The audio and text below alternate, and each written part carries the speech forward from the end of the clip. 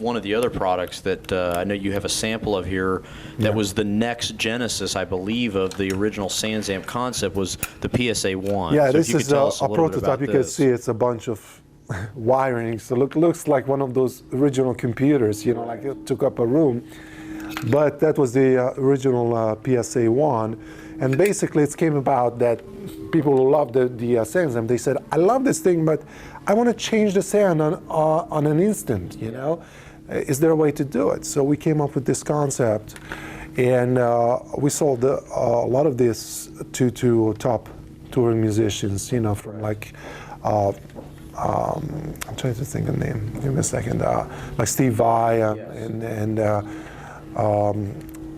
also I think originally Geddy Lee was using this before we built the bass version of it.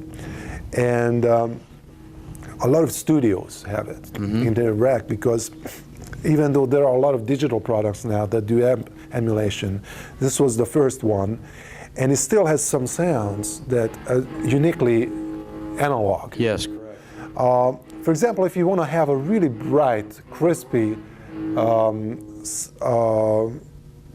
guitar sound, like it rings out, I have a very tough time to get that out of a digital product. I don't know why. Yes. But somehow they just not built for that. They can do really good distortion and really, you know, fuzzy stuff and heavy metal, but that ringing, like Vox-like sound. Yes. I have a tough time to get it out of a digital product. Because again, your ear grew up hearing guitar sounds through a tube. Exactly, and those old vintage amps, you know, and I tell you, I had them all, and some of them I still do have. Some of them right behind you, and my technician, he actually, both of them, Tom you met, he's a collector. He has, I don't know, 7 or 8 different Marshalls, you know, going back to pre-Plexi era.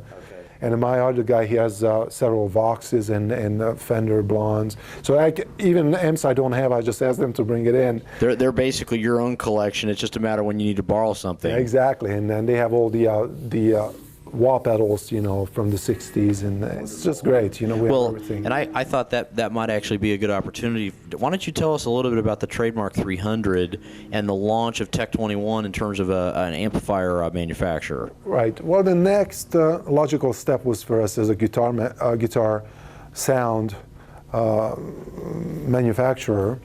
It was the creation of an amplifier, even though the SanSamp means without amp.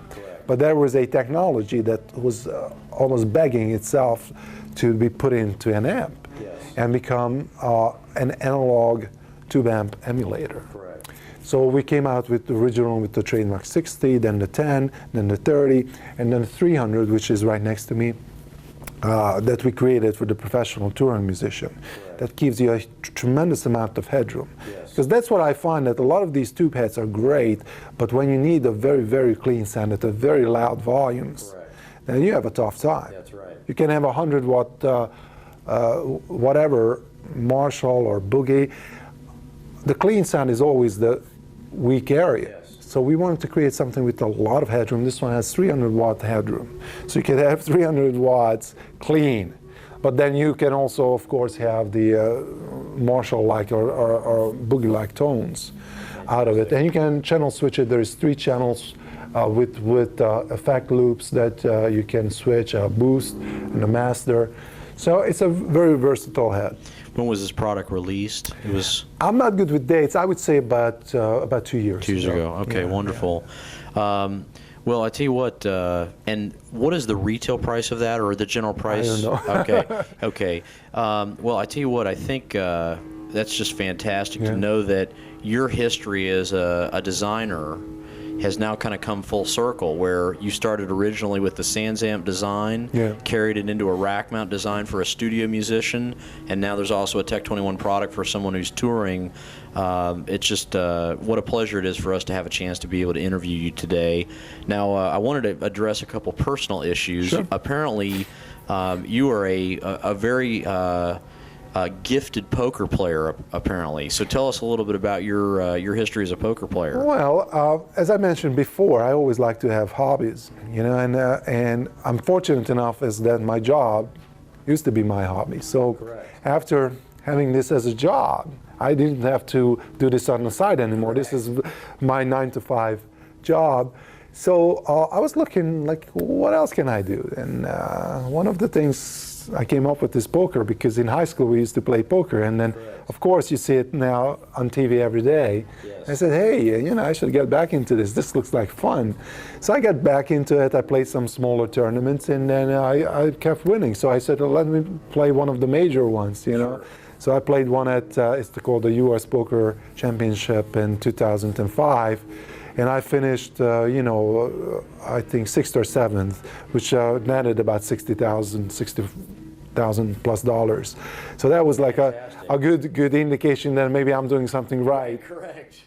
And then I've been busy with work, so I can't play the circuit like professionals, but I try to play here and there and play some cash games, travel, you know, go down to Atlantic City or to Las Vegas.